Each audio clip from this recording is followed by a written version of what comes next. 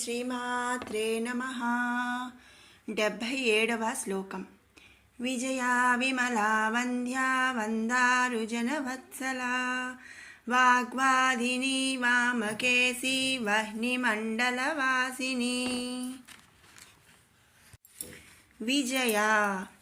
విజయ స్వరూపురాలు, సకల విజయములను కలిగినట్టిది అని ఈ నామము యొక్క అర్థం. అందుకనే ఆ తల్లిని విజయ అని స్తుతిస్తున్నాము. తర్వాత నామం విమలా స్వరూపురాలు. ఇక్కడ విమల అంటే విశేషమైన అర్థము ఉంది. అది వాస్తు శాస్త్రముల గృహరీతులను చెప్పునప్పుడు విమలము అను గృహమును చెప్పుదురు. ఇటువంటి గృహస్వరూపురాలు అని ఈ నామము యొక్క అర్థం. అందుకనే ఆ తల్లిని విమల అని స్తుతిస్తున్నాము. తర్వాత నామం వంద్య అంటే వందనం అంటే నమస్కరించటం అని మనకు తెలుసు కదా. వంద్య అంటే భక్తిగా నమస్కరింపతగినది అని ఇక్కడ అర్థం అన్నమాట. అంటే ఆ తల్లికి మనం భక్తిగా నమస్కరిస్తాం కదండి. మనస వాచ కర్మణ త్రికరణ శుద్ధిగా తనను ఎవరైతే స్తుతిస్తారో, తనకి ఎవరైతే నమస్కరిస్తారో వారికి కొంగు బంగారమై సకల సుఖ సంతోషాలను ప్రసాదించు భక్త వరదాయిని. 2 చేతులు జోడించి తనను శరణు జొచ్చిన వారిని సర్వకాల సర్వావస్థలయందు కూడా కాపాడు కరుణామయి అని మనం ముందు నామాల్లో చెప్పుకున్నాము. అలా భక్తిగా నమస్కరింపతగినది కాబట్టి ఆ తల్లిని మనం వంద్య అని స్తుతించుకుంటున్నాము. తర్వాత నామం వందారు జనవత్సల. 2 చేతులు కలిపి తనకి భక్తిగా మ్రొక్కు వారిపై ప్రేమ వాత్సల్యమును కురిపించినటువంటిది. జన అంటే భక్తులు, వత్సల అంటే వాత్సల్యము ప్రేమ, వందారు అంటే 2 చేతులు కలిపి భక్తిగా మొక్కు వారిపై ప్రేమ వాత్సల్యమును కురిపిస్తుందని ఈ నామం యొక్క అర్థం. అందుకనే అలా ప్రేమ వాత్సల్యము కురిపిస్తుంది కాబట్టి ఆ తల్లిని మనం వందారు జనవత్సల అని స్తుతించుకుంటున్నాము. తర్వాత నామం వాగ్వాదిని. వాక్కు అంటే మాట, వాధిని అధిష్ట దేవత అని ఇక్కడ అర్థం. సకల జీవుల నాలుక అందుండి వాక్కు అంటే మాట స్వరూపురాలు లేదా వాగ్వాదం అనగా ఎదుటివారి మాటను సమాధానం చెప్పగల జ్ఞానమును శక్తిని తనను ఆశ్రయించిన భక్తులకు ఇస్తుంది. అంతే కదా. మన నాలుక పైన అంటే మన వాక్కులో సరస్వతీదేవి ఉంటుందని మనం చెప్పుకుంటాము. అలాగే వాగ్వాదం అంటే నార్మల్గా జనరల్గా మనం మాట్లాడుకునేటప్పుడు ఎప్పుడైనా ఎక్కడైనా అంటే మాటకు మాట సమాధానం చెప్తూ గొడవకున్నారనుకోండి, ఎందుకు అలా వాగ్వాదించుకుంటారు అంటే వాగ్వాదం చేసుకుంటారు అంటే వాదించుకుంటారు, ఇలా చెప్తూ ఉంటారు కదా. అందుకనే ఇక్కడ వాగ్వాదిని అంటే 2 అర్థాలు వస్తున్నాయండి. అది ఏంటంటే సకల జీవుల నాలుక అందు ఉండు వాక్కు అంటే మాట స్వరూపురాలు అని ఒక అర్థం. ఇంకొకటి ఎదుటివారి మాటను సమాధానం చెప్పగల జ్ఞానమును శక్తిని తనను ఆశ్రయించిన భక్తులకు ఇచ్చేది అని కూడా ఈ నామం యొక్క అర్థం. అలా శక్తిని ఇస్తుంది కాబట్టి ఆ తల్లిని వాగ్వాదిని అని మనం స్తుతించుకుంటున్నాము. తర్వాత నామం వామకేసి. కేశములు అంటే జుట్టు, కురులు. వామకేసి అంటే శంకరునికి వామకేశుడని మరొక పేరు ఉందన్నమాట. అండ్ వామకేసి ఇక్కడ 2 అర్థాలు ఉన్నాయండి. ఒకటి అందమైన కేశములు కలిగినది అంటే అందమైన కురులు కలిగినది అని ఒక అర్థం. అలాగే శంకరునికి వామకేశుడని పేరు కలదు కాబట్టి అతని అంటే శంకరుని స్త్రీ కనుక ఆ జగన్మాతను వామకేసి అను నామముతో మనం స్తుతించుకుంటున్నాము. తర్వాత నామం వహ్నిమండల వాసిని. వహ్నిమండలం అంటే ఈ సమస్త విశ్వమునకు మూలాధారమైనటువంటి మండలము. ఈ మండలమందు వాసిని అంటే నివసించున్నది కనుక వహ్నిమండల వాసిని అని మనం స్తుతించుకుంటున్నాము. 78వ శ్లోకం. భక్తిమత్కల్పలతికా పశుపాశ విమోచనీ సంహృతా శేషపాషండా సదాచార ప్రవర్తికా. భక్తిమత్కల్పలతికా. భక్తి భక్తి మత్కల్పలతికా. తన యందు భక్తి గల వారి కోరికలను కల్పలతవలే తీర్చున్నది.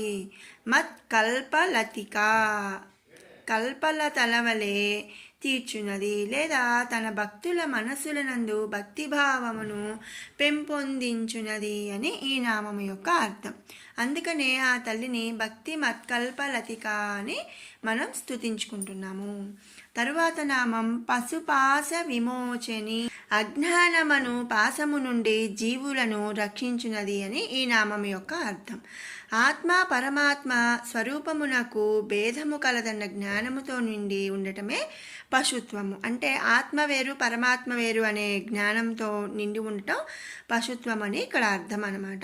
జీవునకు ఈశ్వరునికి అభేదము లేదన్న జ్ఞానము, అంటే జీవుడే ఈశ్వరుడు అనే జ్ఞానమును కలిగి ఉండటమే ఆత్మజ్ఞానం. ఇటువంటి ఆత్మజ్ఞానమును లేక అజ్ఞానమును బంధనములతో పీడించు వారికి జ్ఞాన స్వరూపిణి అయి అనుగ్రహించి రక్షిస్తుంది. కాబట్టి ఆ తల్లిని పశుపాశ విమోచని అని మనం స్తుతించుకుంటున్నాం. తర్వాత నామం సంహృతా శేష పాషండ. పాషాండులను సంహరింపచేయునది. ఇక్కడ పాషాండాలు అంటే వేదార్థములను ఖండించువారు పాషాండులని అంటారనమాట. అంటే దేవుడు లేడు, ధర్మం లేదు, ఇట్లా వేదాలను ఖండించేవాళ్ళు, ఆపోజిట్గా వ్యతిరేకంగా మాట్లాడే వాళ్ళని పాషాండులని అంటారు. అట్టి వారిని ఆ తల్లి నశింపజేస్తుంది. ఆ జగన్మాత వేదస్వరూపురాలని మనం ముందు నామాల్లో చెప్పుకున్నాం. కాబట్టి అలాంటి పాషాండులను వేదస్వరూపురాలుగా దేవి నశింపజేస్తుంది. కాబట్టి సంహృత శేష పాషండ అని మనం స్తుతించుకుంటున్నాము. తర్వాత నామం సదాచార ప్రవర్తిక. సదాచారములను లోకమునందు ఆచరింపజేయునట్టిది కాబట్టి ఆ తల్లిని సదాచార ప్రవర్తిక అని మనం స్తుతిస్తున్నాము. ప్రవర్తిక అంటే ఆచరించేది, సదాచార అంటే సదాచారములను లోకమునందు ఆచరింపచేయునది అని ఇక్కడ అర్థం అన్నమాట. అందుకనే ఆ తల్లిని సదాచార ప్రవర్తిక అని మనం స్తుతించుకుంటున్నాము. 77, 78 శ్లోకాల వివరణ తెలుసుకున్నాము కదా. ఇప్పుడు 75 నుంచి 78 వరకు కూడా 2 సార్లు పారాయణ చేసుకుందాం. ఓం ధ్యానం అరుణాం కరుణాతరంగితాక్షీం ధృతపాశాంకుశపుష్పబాణచాపాం అణిమాధిభిరావృతాం మయూకైః అహమిత్యేవ విభావయే భవానీం. ధ్యాయేత్ పద్మాసనస్థాం వికసితవదనాం పద్మపత్రాయతాక్షీం హేమాభాం పీతవస్త్రాం కరకలితలసద్ధేమ పద్మాం వరాంగీం సర్వాలంకారయుక్తాం సకలమభయదాం భక్తనమ్రాం భవానీం శ్రీవిద్యాం శాంతమూర్తిం సకలసురనుతాం సర్వసంపత్ప్రదాత్రీం సకుంకుమవిలేపనామళికచుంబికస్తూరికాం సమందహసితేక్షణాం ససరచాపపాశాంకుశాం అశేషజనమోహినీ మరుణమాల్యభూషోజ్వలాం జపాకుసుమబాసురాం జపవిధౌ స్మరేదంబికాం. విశ్వాధికా వేదవేద్యా వింధ్యాచలనివాసిని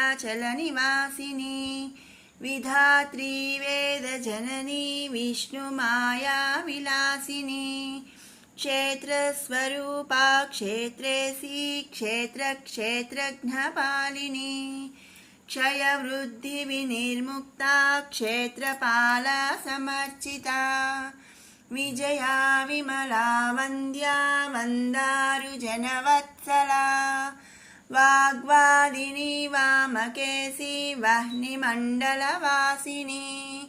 भक्तिमत्कल्पलतिका पशुपाशविमोचनी संहृता शेषपाषण्डा సదాచార ప్రవర్తిక. మరోమారు పారాయణ చేసుకుందాము. విశ్వాధికా వేదవేద్యా వింధ్యాచల నివాసిని విధాత్రీ వేదజననీ విష్ణుమాయా విలాసిని क्षेत्रस्वरूपा क्षेत्रेसी क्षेत्रक्षेत्रज्ञपालिनी क्षयवृद्धिविनिर्मुक्ता क्षेत्रपालसमर्चिता विजया विमला वन्द्या वन्दारुजनवत्सला